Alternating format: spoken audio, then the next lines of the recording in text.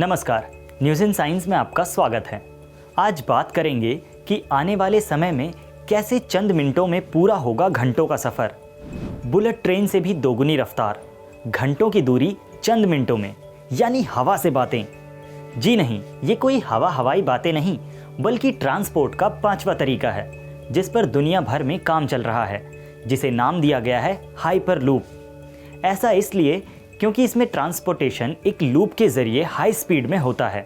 असल में hyperloop transportation का एक ऐसा नया तरीका है जिसकी मदद से न सिर्फ हम और आप बल्कि कार्गो यानी हमारे सामान को भी सुरक्षित और कम समय में एक स्थान से दूसरे स्थान तक ले जाया जा सकता है।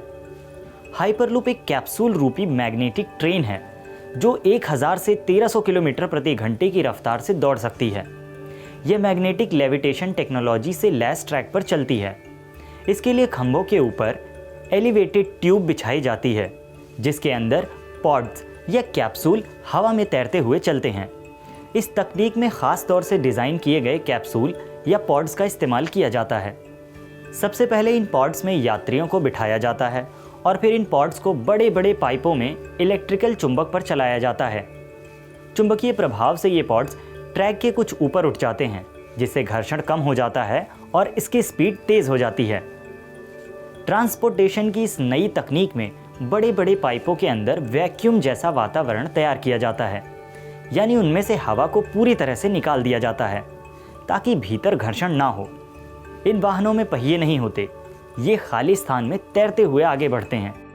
यहाँ आपको बता दें कि हाइपरलूप तकनीक का आइडिया टेस्ला मोटर्स कंपनी के सीईओ और सह संस्थापक एलॉन मस्क का है, जिन्होंने सबसे पहले साल 2013 में हाइपरलूप अल्फा नाम का एक रिसर्च पेपर लिखा था और इस पेपर में उन्होंने डिज़ाइन, खर्चे और इस कॉन्सेप्ट की सेफ्टी को लेकर बात की थी।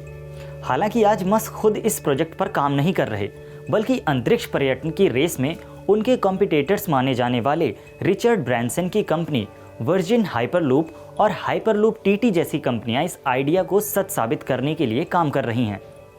एक कदम आगे बढ़ते हुए वर्जिन हाइपरलूप ने तो नवंबर 2020 में अपने हाई स्पीड पॉड सिस्टम की पहली पैसेंजर टेस्टिंग भी की थी। ह्यूमन एरर्स या मौसम संबंधी खतरों से बचने के लिए हाइपरलूप को स्वचालित वाहन यानी ऑटोमेटिक व्हीकल के रूप में विकसित किया गया है और क्योंकि इसमें कार्बन का उत्सर्जन नहीं होता, इसीलिए ये इको फ्रेंडली है। इसके साथ ही इसमें बिजली भी कम खर्च होती है। तो इस super fast and safe transport mode पर दुनिया भर में काम चल रहा है, जिसमें भारत भी पीछे नहीं है। हाल ही में आईआईटी मद्रास के सेंटर फॉर इनोवेशन की टीम आविष्कार हाइपरलूप ने अपनी इंडिजिनस टेक्नोलॉजी का प्रदर्शन किया। 19 से 25 जुलाई तक स्पेन में हुए यूरोपियन हाइपरलूप वीक में अपने प्रोटोटाइप हाइपरलूप पॉड गर्व को प्रदर्शित किया, जिसकी रफ्तार 1000 किलोमीटर प्रति घंटा तक होगी। भारत के लिहाज से हाइपरलूप की बात करें तो सड़क मार्ग से पुणे और मुंबई के बीच की दूरी तय करने में अभी 3 से 4 घंटे लगते हैं, लेकिन हाइपरलूप ट्रेन से सिर्फ 20 से 25 मिनट में आप पुणे से मुंबई पहुंच सकते हैं। इसी तरह चेन्नई और बेंगलोर की दूरी भी 30 मिनट में तय की जा सकती है। हालांकि ये सब इतना आसान नहीं होगा, क्योंकि एक शहर से दूसरे शहर के लिए हाइपरलूप का ट्रैक बनाना एक बड़ी चुनौती है।